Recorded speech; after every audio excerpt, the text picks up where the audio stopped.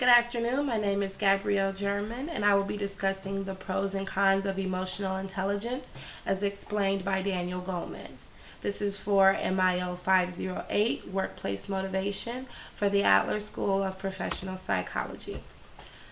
Emotional intelligence is something that can be partially defined as your knowledge and ability in relation to the emotions of yourself and of those around you. It's not more or less important than traditional cognitive intelligence or technical intelligence. They are all equally important, and in my opinion, they are all different portions of the holistic view of intelligence. I believe you need to have a grasp on all of the concepts of intelligence in order to be as fully functional as possible. If either of those is low or lacking, if your cognitive intelligence is low or your emotional intelligence is low, I believe you'll have difficulty functioning in society. Self-awareness is the first concept of emotional intelligence, and I believe that it is probably the most important. Acknowledging how you feel is the first step to understanding how you feel and managing how you feel.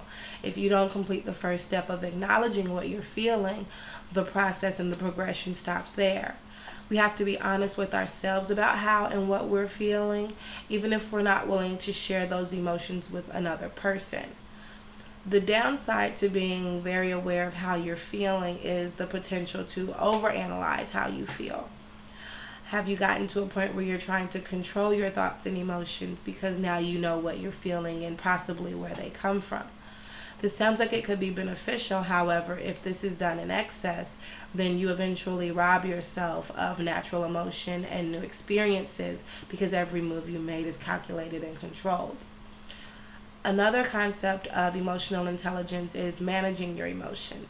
And when the video stated that emotional intelligence can be twice as important as technical ability and cognitive ability, I believe that this is the aspect that they were referring to.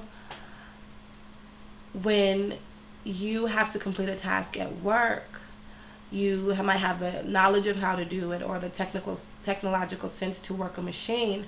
However, we don't work alone. More than half or mostly all of the jobs that we do in this world require you to interact with another person, whether it's electronically, face to face, or through telephone communication. You have to interact with another person, and your ability to do that effectively affects your ability to do your job and represent the organization that you work for.